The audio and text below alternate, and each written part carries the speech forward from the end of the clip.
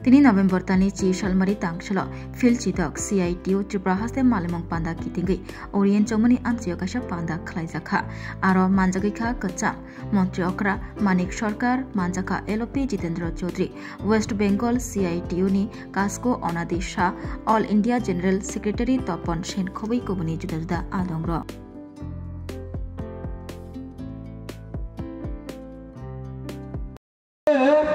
ত্রিপুরায় বামফ্রন্ট সরকার নাই, পশ্চিমবাংলায় বামফ্রন্ট সরকার নাই।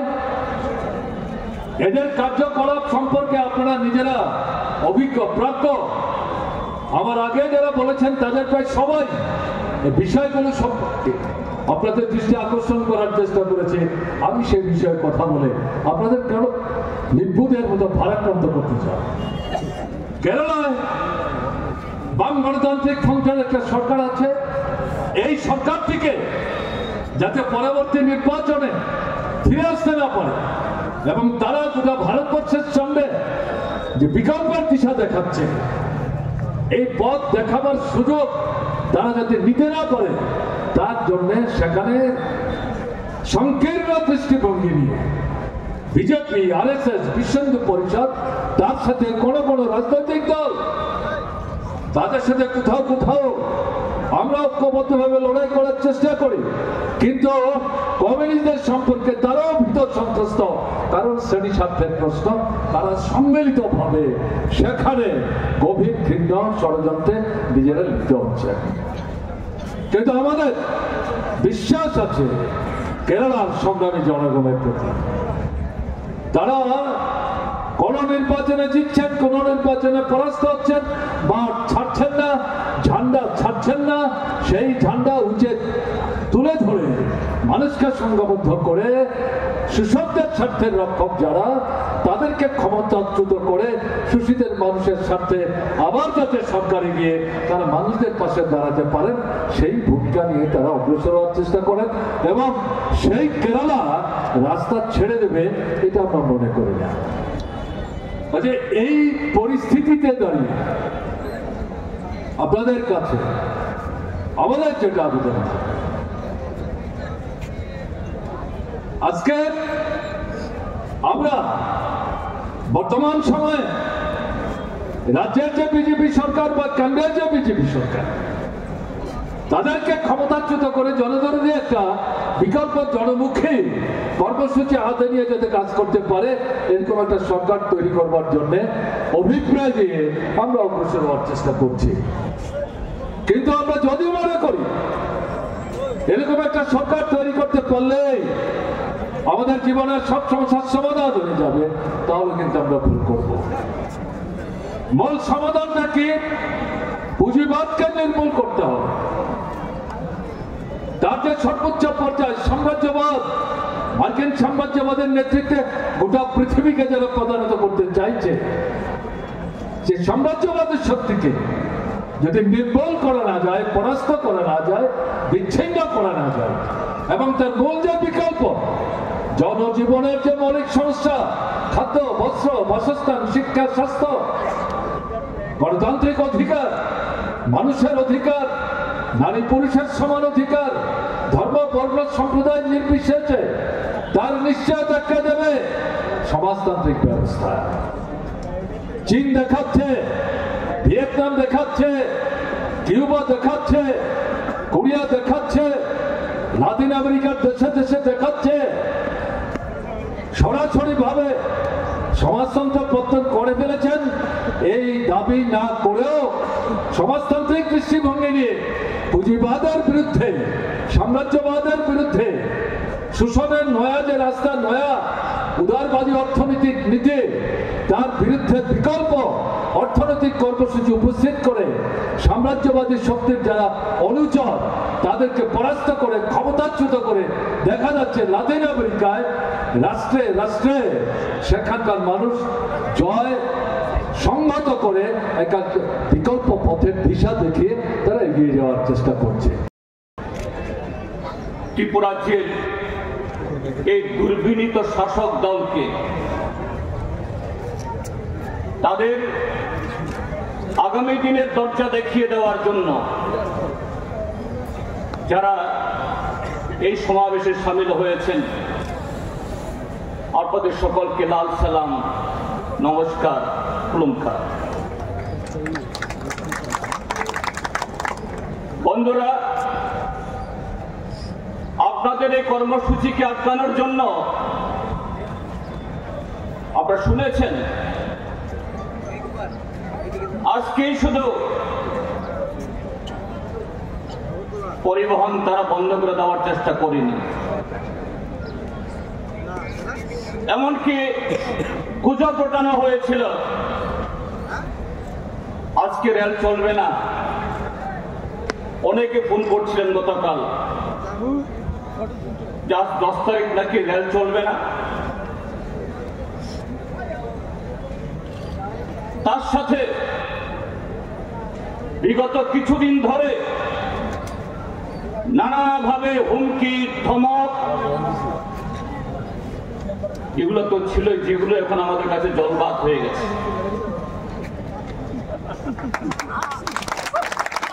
এই যে সভা আমরা এখানে করছি,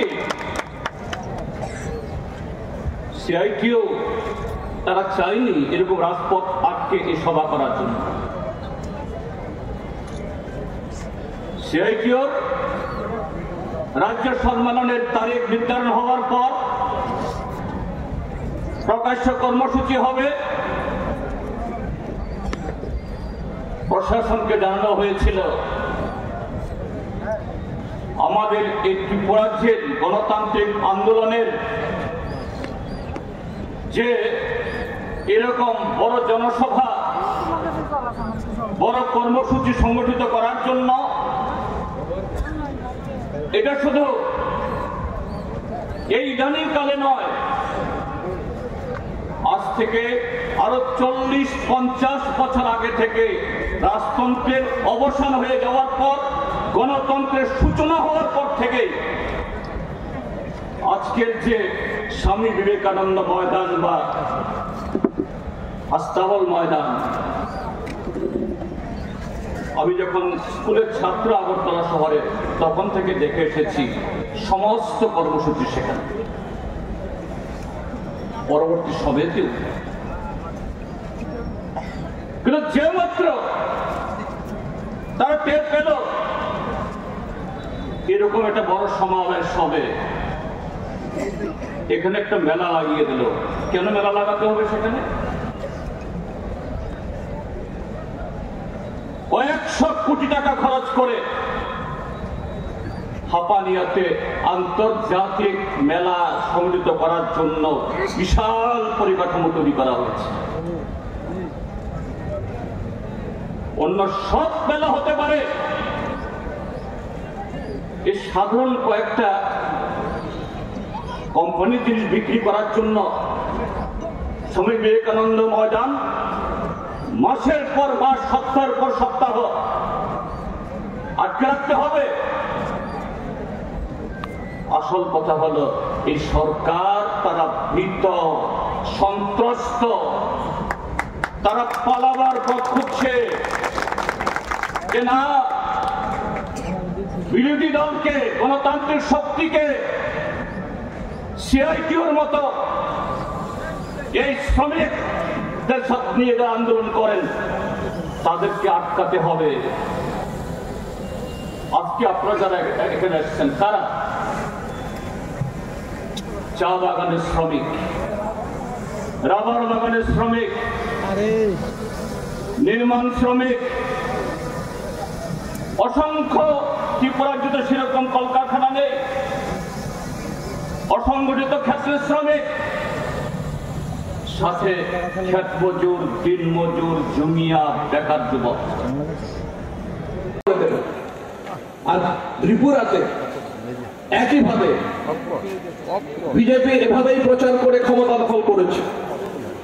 আজকে 7 বছর ডবল ইঞ্জিনের সরকার চলছে, কেন্দ্রে বিজেপি সরকার এবং রাজ্যে বিজেপি সরকার, এবং সেই সরকারের এই সময়ে আজকে গোটা রাজ্যে আমাদের বেকার সমস্যা তীব্র থেকে তীব্রতর হয়েছে। আপনারা গোটা রাজ্য থেকে এখানে যুব সমাজ, শ্রমজীবী মানুষ, শ্রমিক, কৃষক আপনারা অনেকেই আপনাদের জীবনের অভিজ্ঞতা নিয়ে এসেছেন।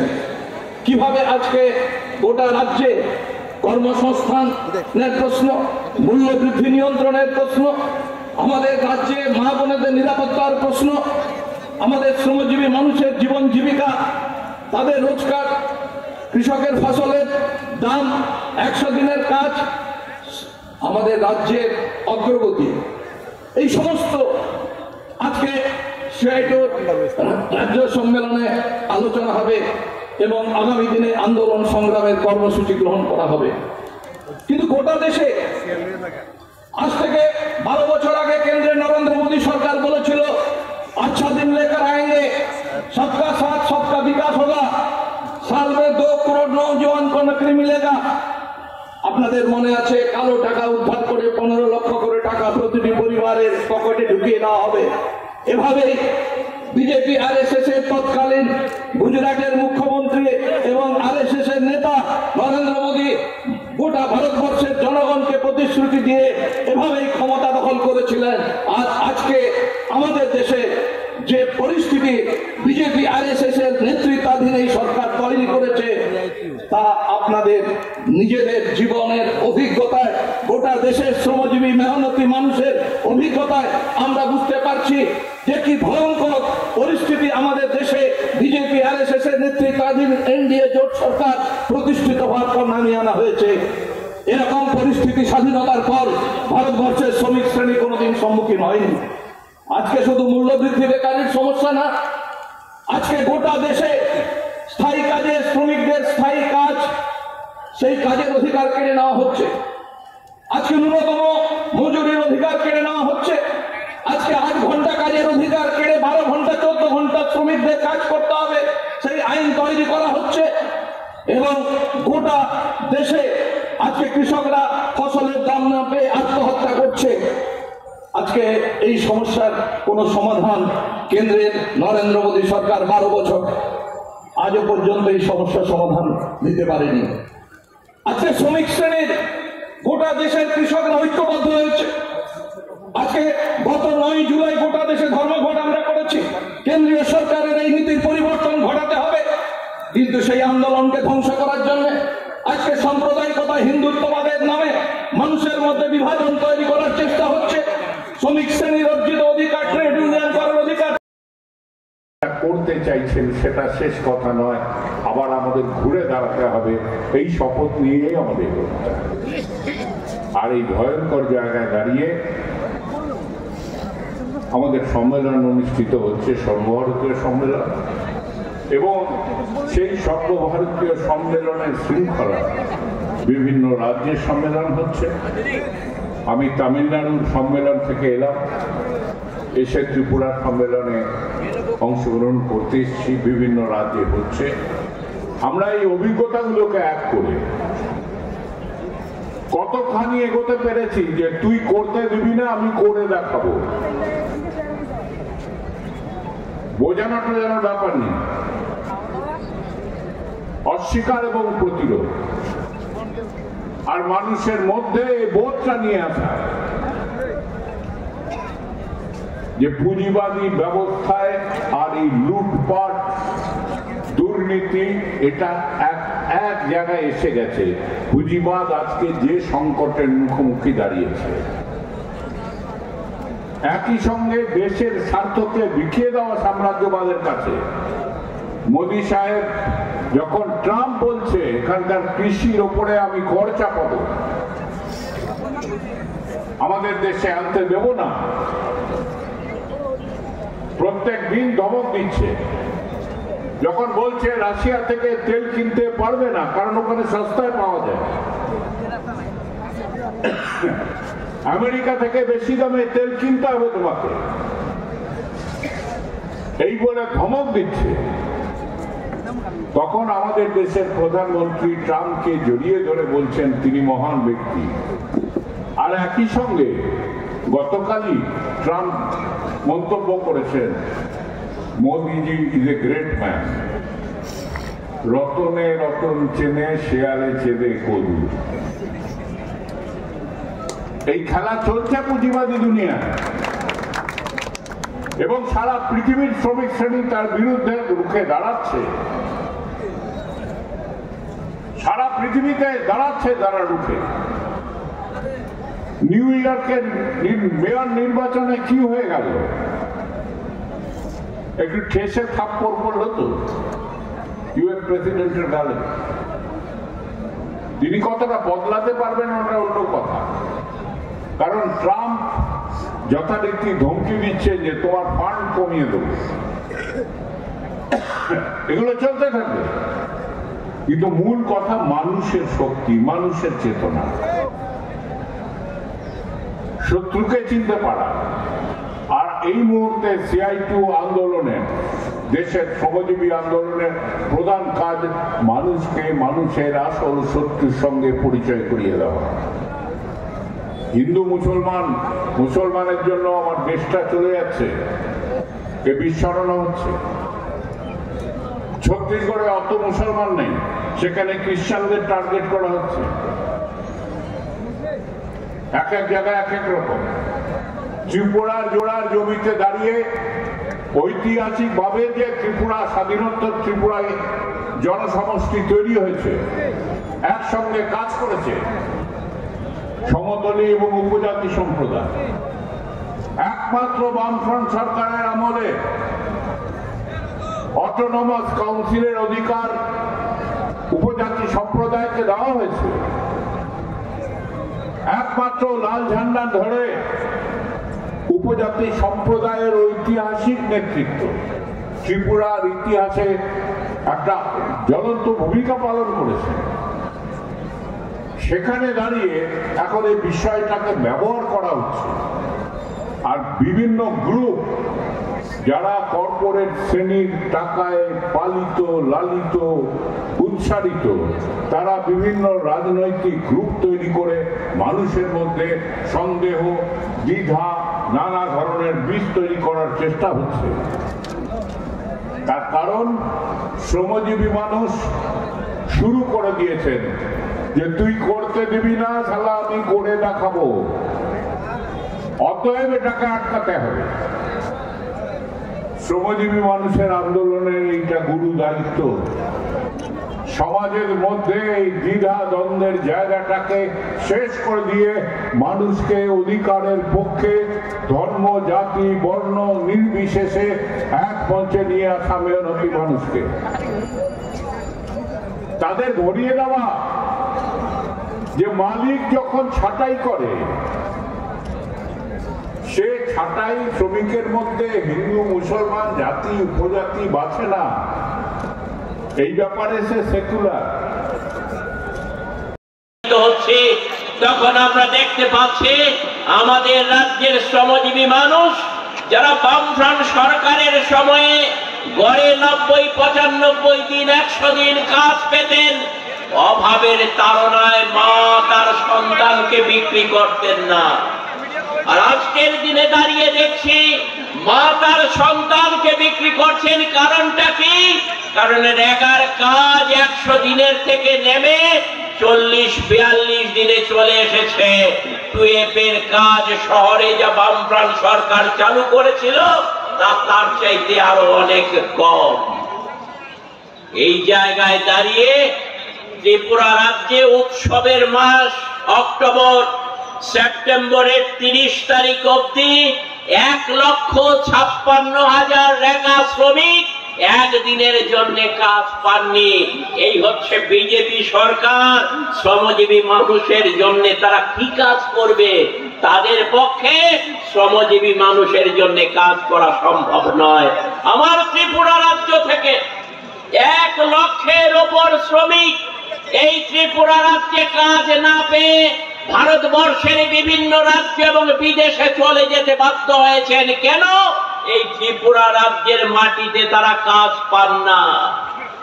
এই অবস্থায় দাঁড়িয়ে আমাদের সম্মেলন আজ এবং আগামীকাল, এই 2 দিন ধরে সম্মেলনে দাঁড়িয়ে আমরা গত 15তম সম্মেলন থেকে এই ষোড়শ সম্মেলন অবধি 3.5 বছর সময়ের মধ্যে আমরা শ্রমজীবী মানুষের মধ্যে কতটা কাজ করতে পেরেছি।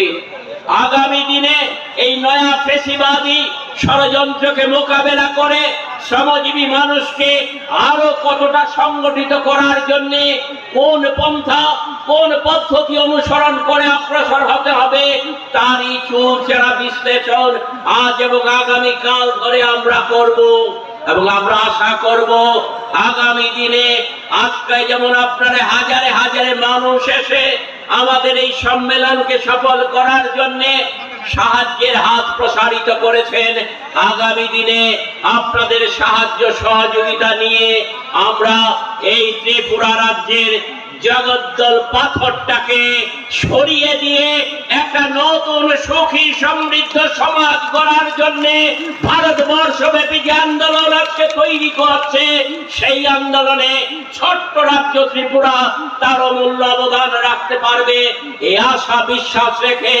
আপনাদের সকলকে আবারও নমস্কার জানিয়ে আমি